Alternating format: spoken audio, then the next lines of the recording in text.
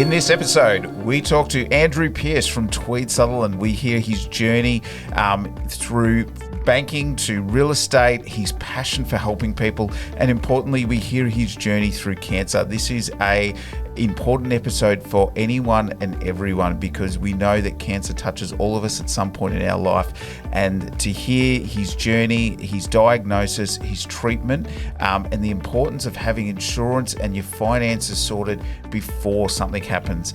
The take-home message here is just because you're feeling fine doesn't mean you are fine. I hope that everyone is able to get something out of today. Enjoy. Welcome to the Enriched Wealth Podcast. Today we're excited to have Andrew from Tweed Sutherland, a partner at Tweed Sutherland Real Estate, join us today, and we're going to hear a bit about his story, and so we're going to kick into it today. So Andrew, welcome to the podcast. Thank you for joining us today. No, thank you, Kris, for the opportunity. No, this is exciting, and looking forward to unpacking a few things. Look, there's probably quite a few listeners out there who already know who you are, but would love to hear a bit of your story on how you got into real estate and just sort of what drew you to the profession and sort of what, because I know you haven't always been a real estate agent, so there's a bit of a journey there. I'd love to hear a bit about what's going on there. So I spent 19 years with the ANZ Bank. And I always loved helping people, no matter whether it was finance or whatever it was. And if I had clients and the interest rates were 13%, I'd always give them to them at 12.5%. So for me, it's about looking after people and just doing the right thing. Then the opportunity came up to join real estate, and I still feel the best thing is helping people sort of find their dreams and realise their dreams to get into a property and just do the right thing by people. I love that, and I think real estate is such a special place because you are helping them with their dream house, or this is the family home and those kind of things as well too, aren't you? It's not just like selling a stock or selling something. It's very personal, isn't it, at the end of the day? It is, and sometimes it's not necessarily about selling a house to them. I find I'd rather someone say to me, look, Andrew didn't have the right house, but in 6 months' time they say he was fantastic to deal with. So that's what I would prefer to do than people coming back and saying they bought a house that they didn't actually want.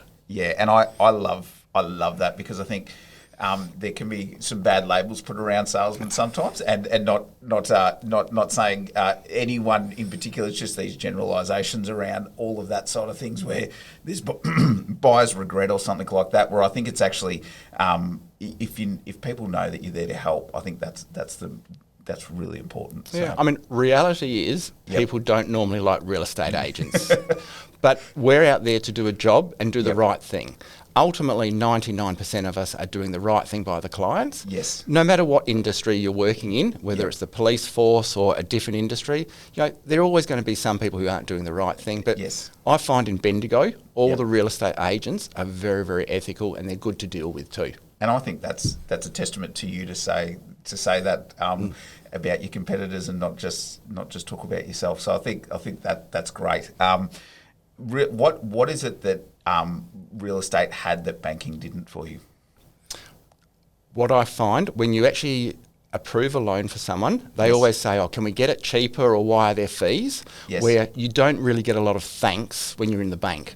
In real estate, when you sell a house, hopefully the vendor is obviously very happy and a purchaser is happy too. So you normally would have two happy people in a transaction, where in banking, everyone wanted it different, or they wanted it free, or they wanted it cheaper. Yes, and I think the banks in Australia, they're very well known, but they're sort of seen as a bit of necessary evil sometimes, and people sort of just see it as a brand, don't they? Not necessarily the people behind the brand trying to help them get the loan over the line or get a good deal on their interest rates and those kind of things. Where real estate, it's a bit more personal that way, isn't it? A little less. So true. So I started in the bank in 1985. Wow. And then I left in 2004. And you would have seen massive change in that. I did, and it became very sort of orientated where you had to sell extra products. So for me, it was actually doing the right thing by clients.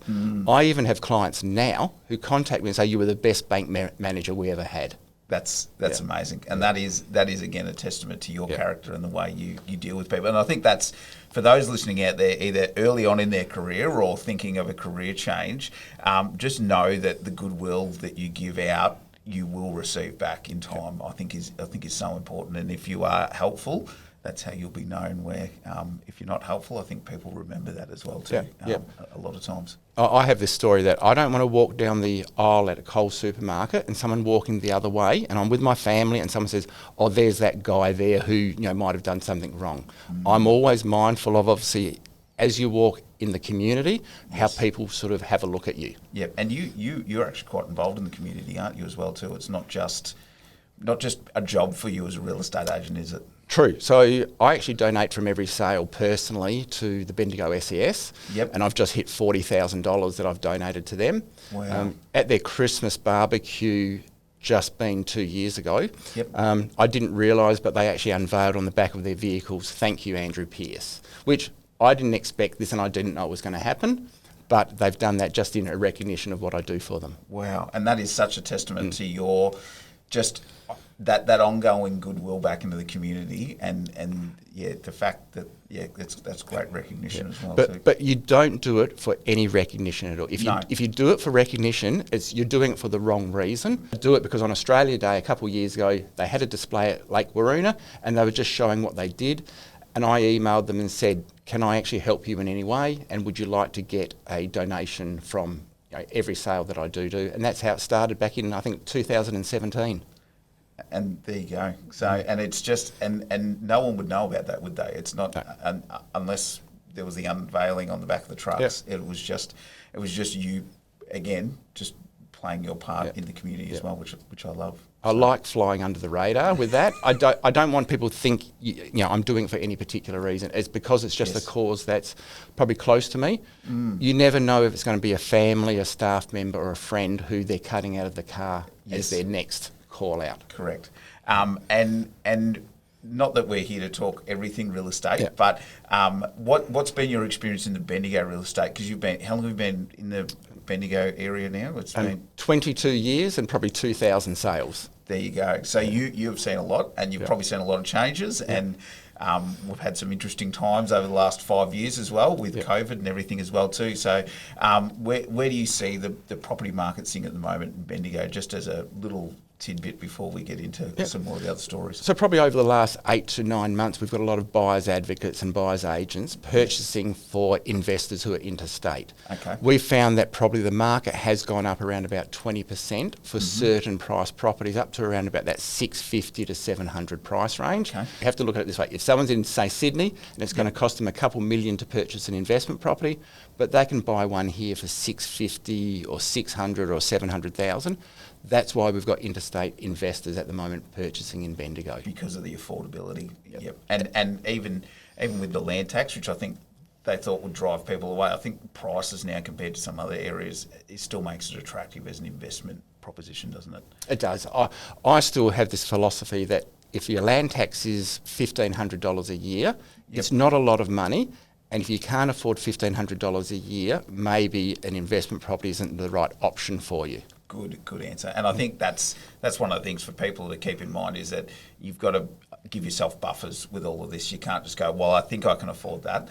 That's probably not the time to do it. It's when you can comfortably afford that and know that if there's the hot water service breaks or something else happens, you've actually got the extra reserves that you need to put into looking after the property as well. Correct. If you've got an investment property, you have to envisage you're going to have some maintenance along the way. Yes. You've got insurances and council rates and various things. So yes, you need probably 5,000 to 10,000 just sitting away for those things that may crop up. Yep, just those rainy day items that may happen at some point.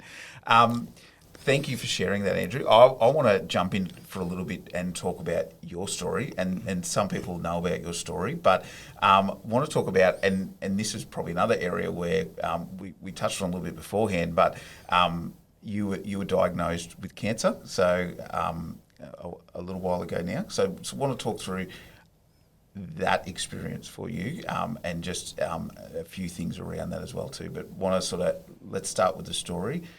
You were going along, healthy individual, didn't think anything was wrong. Is that correct? Correct. I was a 54-year-old. I didn't think I had any issues. Yep. I was attending the blood bank and donating, and I got to the point where I was donating every 2 weeks. I was donating plasma. Yep. Then I did a donation it was the 6th of June, 2023. You remember these things.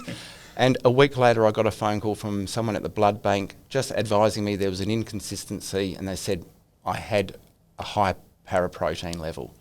I said I didn't even know what paraproteins were. I'm not medical, and I couldn't tell you that, but and I guess this is one of the things that people need to be aware of, is that if they're donating regularly and giving blood, which is probably another thing that's just a great help for the community, and probably people aren't always aware of who is a donator, but they also do checks, don't they? Because if they're going to put that blood into someone else's system, they need to make sure it's right, and they need to make sure. So even in that, there's little health checks along the way that people probably aren't aware of that would happen if they're donating, isn't there?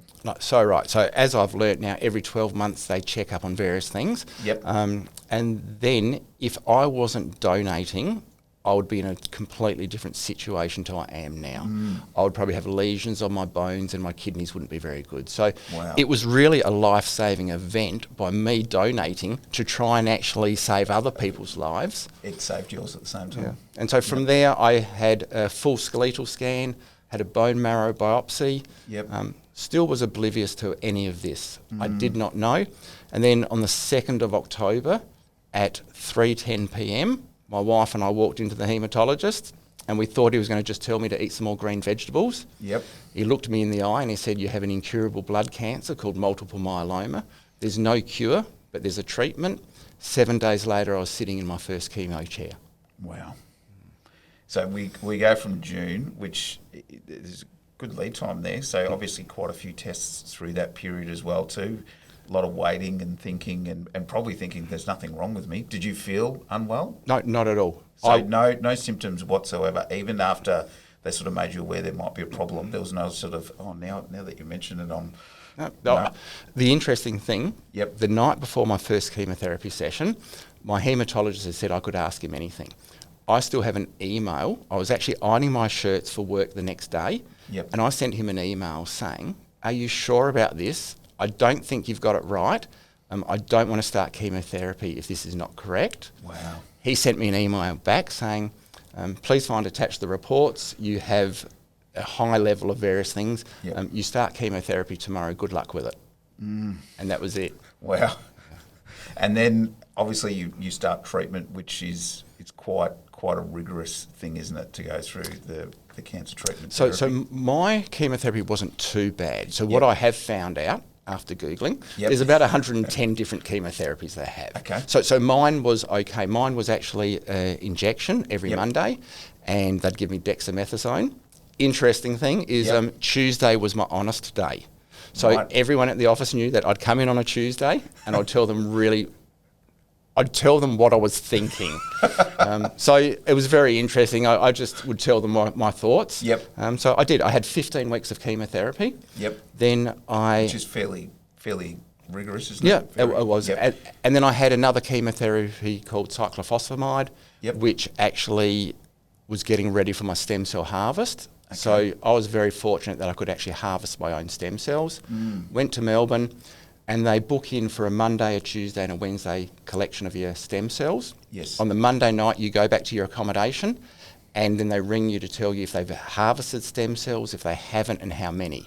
So it's really that phone call you get which is going to tell you how the rest of your life looks like. Wow. Unfortunately, I know someone who they didn't harvest any stem cells, so you're not even back to square one, you're back to negative square one. So 5:20 p.m, my phone rang, I looked at it, I said to my wife, this is the call, because we wanted to get 5 million stem cells. And they told me that I had harvested 8.3 million. Wow. And that's when you just go, that's incredible. Yeah. And then back to Bendigo, 5 more weeks of chemotherapy, go to the Peter Mac, and I lived at the Peter Mac for my stem cell transplant. And how long did that take? So the stem cell transplant itself is really a quick process. They bring them in dry ice, in like a R2D2 sort of like device. They wheel them in. And then it was a quick procedure to actually get them back.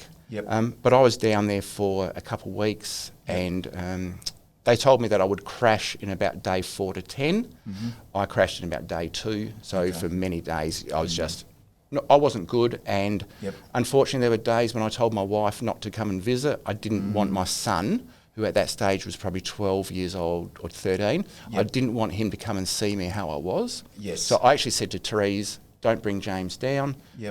is not something that I believed that he should see. And that is a hard thing, isn't it? The impact on family as well too, because it's not just you going through it. You've got your family who are going, well, what's the future look like for us? What's going to happen to Dad or my husband, and all of those things as well too. So think of it, when you get your will out and you get your power of attorneys out and you put them in a plastic pocket and you give them to your wife and you say, I'm going to the Peter Mac. I don't think you're going to need these, but here they are. That's probably one of the hard things that you do. And people don't think about that, and they don't think about probably how it affects your family and how it affects your life. So if we go back June 5th, June 5th, 2023, Andrew felt like a normal person and nothing. Get a phone call out of the blue because you've donated some plasma and it's come up with a bit of a problem. By October, your world's looking very different, isn't it, in terms of treatment, recovery. I assume there's lots of tests, a lot of time out of work. Luckily, you're a partner at Tweed Sutherland, so there's probably a bit of flexibility around that. Not everyone probably has necessarily that flexibility, but even so, your role is dependent on you being there to sell homes, to do those things, isn't it? So there's a toll not just on you, but on the business, on family. There's a lot of different areas that people probably don't realise gets impacted by an event like this when they haven't done any planning, isn't there? Spot on. And especially in a normal job, you take your time off and then someone else comes in and does your job and then you go away. In real estate, you've really got 3 months or 4 months of actually properties and lead up time. So as soon as you take your foot off the pedal, then you come back in 6 or 12 months, you're really starting from scratch. Yes. So it is actually quite a unique period because in real estate, it's really like the snowball effect. It just keeps going and going. Yes. But if you don't have that, really your income stops nearly the day you walk out. Yeah. So that obviously has a big impact on finances then as well too. So what did you have in place around that to sort of accommodate for something like this? And I think there's probably a lot of people out there going, I probably need to go and check if I've got insurance or if I've got anything in place. What did you actually have in place? And we don't have to talk specific numbers, but more just the policies and the ways that it was able to cover you. So I was very fortunate, obviously having Stratagem and the financial planners there, and I dealt with Adam, and he had set up some good policies, which they're the policies you never think you're going to need. So people insure their car thinking they're never going to have an accident, and they insure their house thinking it's never going to burn down. So you don't really think about these life events. No. You might take out life insurance, but life insurance really, that covers you when you're not even here. Yes. It covers your wife. And exactly. And really the interesting thing I say to people, even before this event, I said you should cover your wife more so than yourself. Yes. Because ultimately, if something happens to me, obviously your partner gets paid a lot of money. But if something happens to your partner, I have to keep working and look after a child. So life insurance is something that people should think about probably for their partner as well. Yes. And I think that's one of the big things we say is what position do you want to leave your partner in at the end of the day? And I know I've gone through that with my wife, and she's doesn't like getting too much into the financial details, but she just knows if anything happens to me, she's covered and she doesn't have to feel like she's forced to go back to work or forced to, make significant changes to her life, sell the house or take the kids out of school or things like that, that she knows that those things are there. And I think that knowing that you're covered just helps to take one less thing off the checklist or off the concern. So that's very important. So we had life, but obviously life doesn't help when you're in the middle of treatment and everything else, does it? So it doesn't. So I had another insurance called trauma insurance, which we're so fortunate that we had that. Unfortunately, I probably should have insured for more. But you always go through the thing, it's never going to happen to me. Yes. It's fine, it's okay. And you take it out just really ad hoc to say, you've got it there. Admittedly, it was fantastic to have. It was like a huge weight off our mind. So what happened? So for listeners out there, for the trauma, so that is a lump sum of money that gets paid to you in an event, isn't it? So it could be cancer, stroke, heart attack. In this case, it was a cancer. And so that claim, that money, how quickly were you able to put in a claim for that for that policy and get paid as well too. Yeah, so in relation to that, I had actually advised our advisor that there might be something happening. Yep. I didn't think there was something happening because I hadn't had any results. I just said I'm having some tests done. Yep. And then I actually had said to the advisor that on the 2nd of October I'm going to go and see the haematologist. And everything's going to be fine? Everything's fine. I didn't think of it. Yep. I got a phone call probably the next day.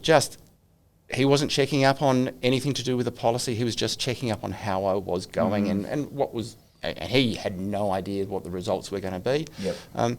Then we submitted a claim. Yep. Admittedly, we were waiting on some tests and some forms from the hospital and from my haematologist. Yep. Even before I got those tests in and various things, the claim was paid out. Wow. So it was a very, very smooth transaction. So it was not immediate, but it was very quickly after that you were able to get the money, which then almost a sigh of relief that you've now got this resource that you can draw on to travel.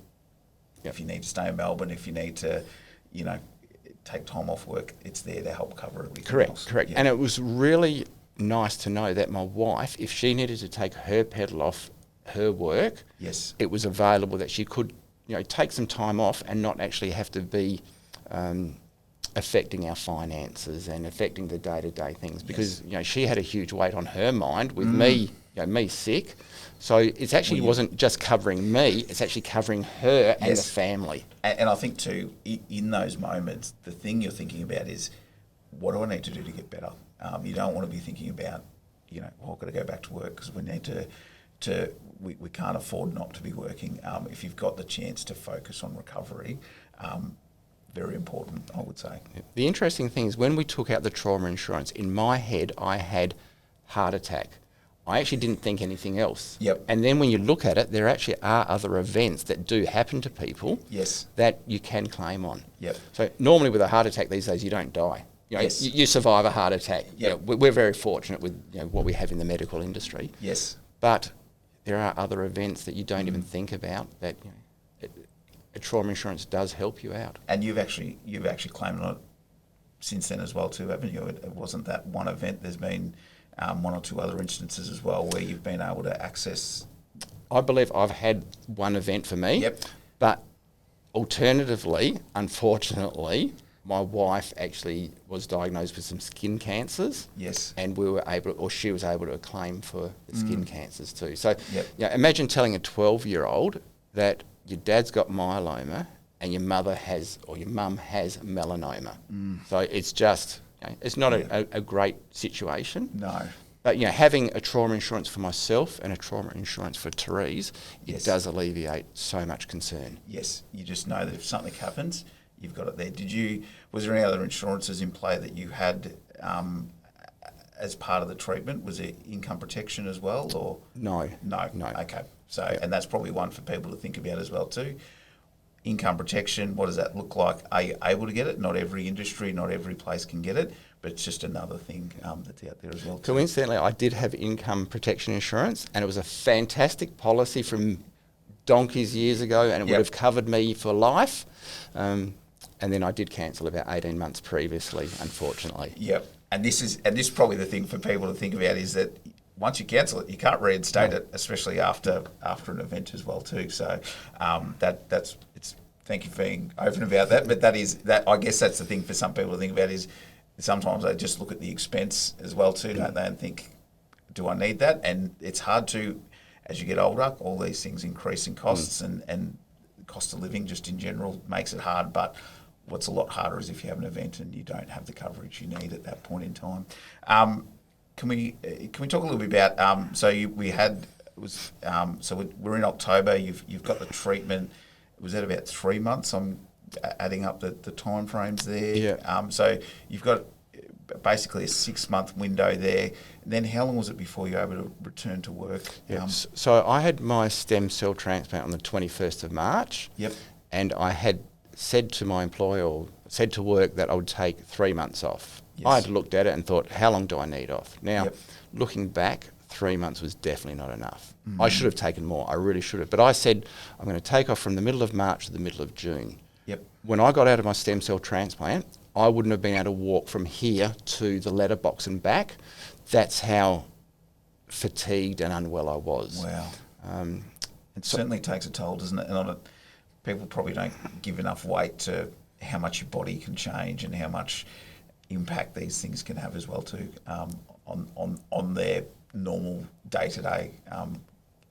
I guess that's, So I suppose when I came out of my stem cell transplant, because I use this as an analogy, they've just ripped everything out of me. Yep. I come back like a new baby, unvaccinated, so I had to have all my childhood vaccinations again. Oh, wow. Measles, mumps, polio. I cannot have those for 24 months because they're live vaccinations, but I won't get into vaccinations because I know what some people will say. No, that's right. But it's probably just good for people to be conscious of that it's an ongoing process. It's not just we do this and then you're right again. You got to think now of all the implications and the flow-on effects from that as well too. So people have to realise what I have, multiple myeloma, is an incurable cancer. So there is no cure. I say with the greatest respect, if you have a prostate cancer or a breast cancer, they try and cut it out to get rid of it. Yes. Because it comes from my bone marrow and it's in my blood, you can't cut it out. So it is ongoing. Yep. So for instance, this Friday I'll go into chemotherapy and sit there for an infusion for a bone strengthening drug. Because with multiple myeloma, your bones do disintegrate and break down and various things like that, and you have lesions on your bones. So it is ongoing. It's every day. I've probably had 6 blood tests in probably the last 6 weeks. Yeah, okay. It's medication, it's neuropathy in my feet, it's various things that are ongoing. And people say to me, "Gee, you look so well." I'm thinking sometimes I wish I didn't look that well but it's. I mean, you're doing well today, I guess people aren't always aware of that, are they? Because there's almost the initial diagnosis, and everyone sort of reaches out and we're thinking of you, but it's not. It doesn't stop in 6 months, does it? It's an ongoing thing. Which it sounds like for yourself. So there'll never be a technical remission, will there? This will just be a non. Hopefully there will be one day. Hopefully there's not at the moment. Yep. There's various therapies that they're trialling overseas, and there's CAR T cell therapy, which that could nearly get you into full remission. Wow. So my haematologist at my last bone marrow biopsy, they could only detect 0.0033% in my bone. Wow. So my haematologist said, "You are as close as possible that we can call you in remission, but we're not allowed to call it remission because there is no cure." Okay. So I'm doing extremely well. Yes. I thank the medical facilities and the fraternity for that. We are so lucky in Bendigo that we have a branch of the Peter Mac.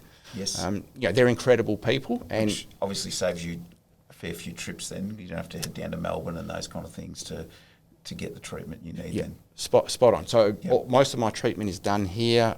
I'll go in there Friday for treatment. Yep. There are times when I do go to Melbourne to visit my haematologist and for my transplant. Yes. But we're like Ward 5A haematology at the Peter Mac. If I spoke about those wonderful people, I would cry. Yes. I met Justin from Texas, who had brought his whole family over just so he could train and work at the Peter Mac. Wow. There's people from New Zealand, from Ireland. So we're very lucky. Yep.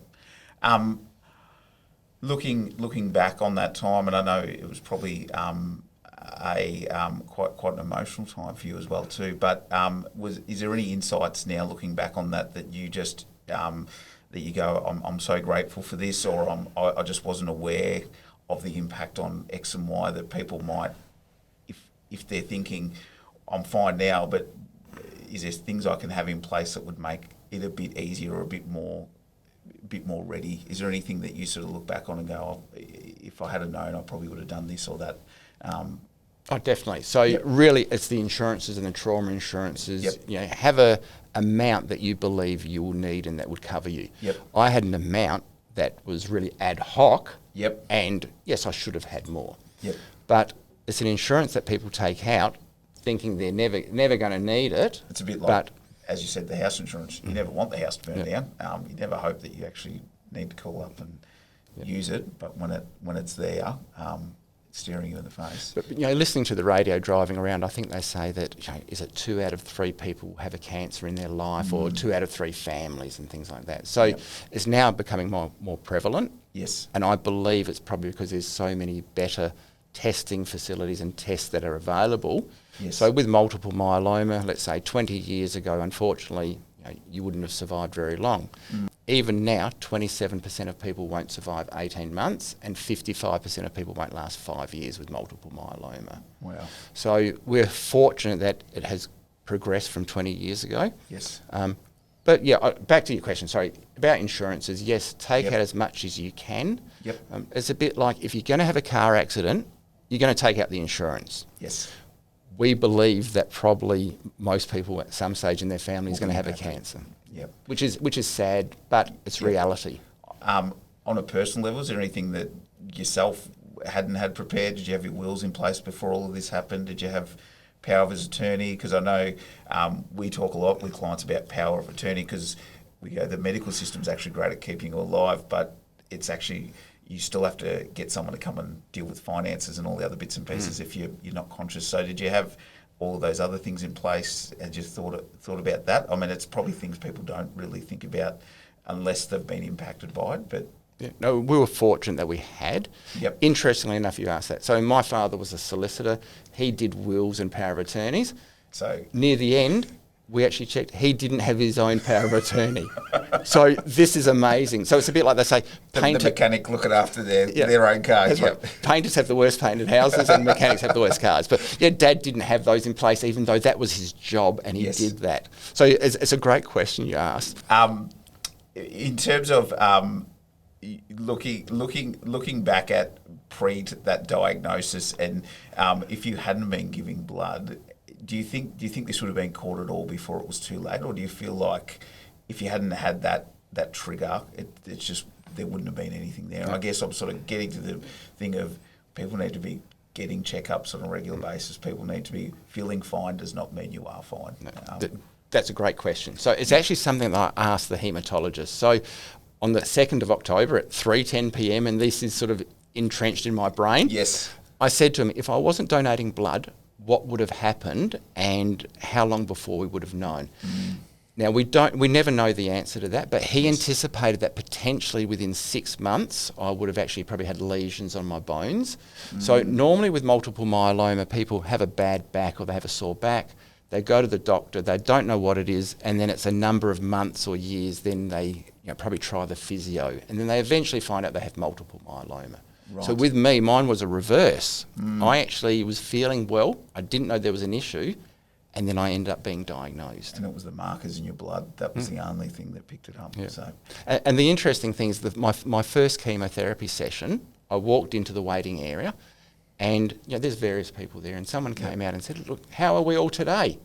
I burst into tears because it was interesting. I was sitting there feeling like a well person. I was about to have chemotherapy to stop me getting unwell, but people were there having it to get themselves better. So it's a very interesting concept of someone going in who believes that they're well to have chemotherapy. Yeah, and it was probably hard mentally to process that, I would imagine. And based off your email that you said to the haematologist not before, you were still almost in denial that are we sure we're doing the right thing? And you don't sort of want to have invasive medications if you don't need them, like chemotherapy. But I can understand that what would be almost a struggle in the mind, just going, is this real? Am I really actually? Yeah. It's interesting because when he replied back to me and he said, your chemotherapy starts tomorrow, probably good luck with it. Now, it wasn't quite that harsh because I love my haematologist, and he told me to stand in the corner on my head, I would. Yep. So it was quite interesting that when I got that email from him, I actually replied to him and said, Teresa's said I'm in denial. So exactly what you said, that's what I emailed back to him. Yep. But I cried at my first chemotherapy sessions. I did, I'll admit that. I had tears rolling down my face because I went back to work and I said to someone, I can't believe I've just let them put a poison into my body. Yep. And the best thing anyone ever said to me, they said, no, you have to think of it as an elixir for life. So every time I went for chemotherapy, I would have in my head, I need this, and it's an elixir for life, because without it... Yes. Yeah. And do you find that positive mindset helps? Because I think a lot of people get these diagnoses and it can feel like it's the end of the world. But if you're not going into it going, you know what, I can get better. I can get the right treatment. I've got great doctors. We can get through this. If you don't have that mindset, I actually think it can be detrimental to your recovery as well. And you've probably probably been told that and seen that firsthand, I would imagine. Yeah, because they say stress and various things like that can be detrimental. Yep. So with mine, I've had people say to me, "Oh, why are you so positive?" And I say, "Well, what else is there to do? I can sit in a corner and cry." Admittedly, the first night at the Peter Mac, when Therese and James had visited and they drove back to Bendigo, I sat on my bed in my 3 metre by 3 metre room, and I sat on the edge looking out to Melbourne, and I cried. And I sort of said, "Why me?" Yes. The only time I've ever done it. And then I woke up on the Sunday morning, the next one, I said, "You can't do that again, Andrew."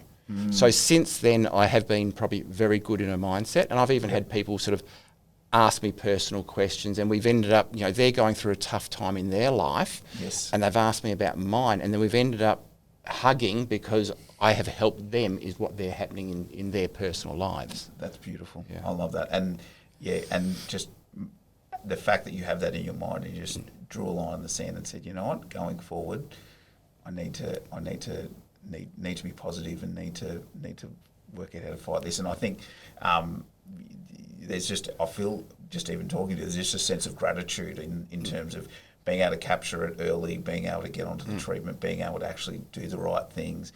The fact that we've got specialists in Australia that can actually help with that, would make all the difference at the end of the day. So. I do say that there will be a day when I become unwell or when I become extremely unwell, and I believe my mindset may change. At the moment, because I feel good and I'm doing the right things, and I only have a small amount in my bones and my blood at the moment, I actually am very positive. But down the track, we don't know. So I've had my first line of treatment. When that fails, you have a second line of treatment. Then when that fails, you have a third line of treatment. So there are treatments that hopefully won't be needed, but we never know what happens down the track. Okay, well, thank you for sharing that. Is there anything for listeners that you think they need to be? We've talked about a few things already, but is there anything else that you think listeners need to be aware of or conscious of as they're probably going through their day-to-day, thinking I'm fine, or there's probably nothing wrong with me, although I think there's probably a few people now thinking maybe I need to book in with that doctor and just get that checkup. Is there anything that you any message you'd like to give them around it, or things to think about? I think the important thing at certain ages, which I believe it's over 50, you get that bowel screening in the mail and people go, "We don't want to do it, it's invasive," or they don't want to obviously do what you need to do, and they throw it in the bin.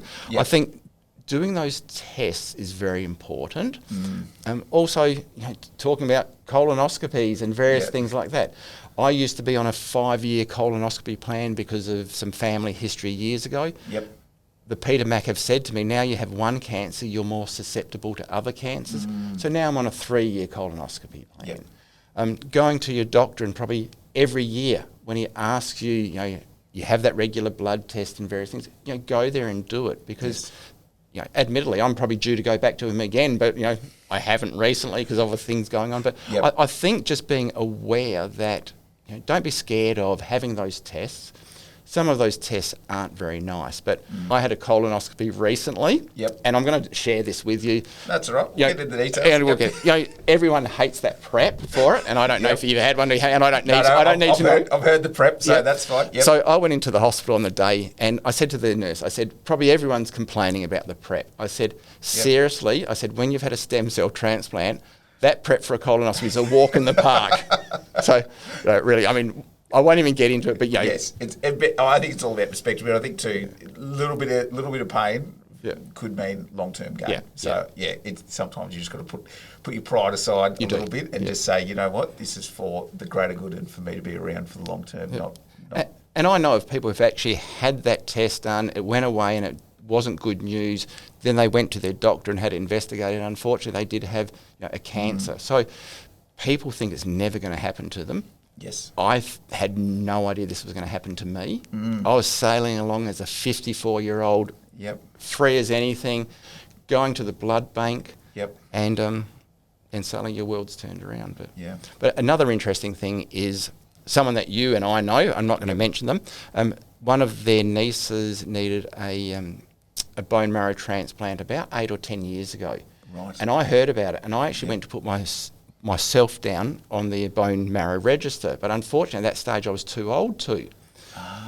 And then I suddenly become down the track. I then was a plasma and a blood donor, I have now become a recipient of those products. So if people can put their name down as a donor for anything, do it. It's you're saving someone else's life. Yep. And I think that is a beautiful message. So, Andrew, I want to thank you so much for coming on and sharing your story. I want to thank you for everything that you've talked about. I think it's so important for people to be aware of that. Things can change dramatically very quickly, and you might not be aware of it. I've got someone that I know that's going through it at the moment, and it went from feeling fine to being in hospital, feeling fine on that Friday, in hospital on the Sunday, and their world changing as well too. So it is just something that can happen very quickly that you might not be aware of. So probably the last thing I'd say to people is do it before an event happens. Yes. So when the event happens, there is no going back. No. So do it prior to, even though you don't think you need it, but having it in place can actually make your family and your world so much easier. And I think the human mind doesn't like thinking about the bad things that happen, but put yourself there for a minute and get your insurances sorted, get your will sorted, get all those things done. Then you breathe a lot easier because you don't have to, your mind's not worrying about the what ifs. You know, if that happens, I have that sorted, which means more time to spend on recovery, more time to actually get the treatment I need and do the things that will actually help get through it as well. Yep, so, I totally agree. Yep. Andrew, thank you so much for joining us today. Thank you for sharing your story, and really appreciate it. And look forward to hearing the success stories going forward as well too. But thank you for today. Thank you, Kris. No worries. Thank you.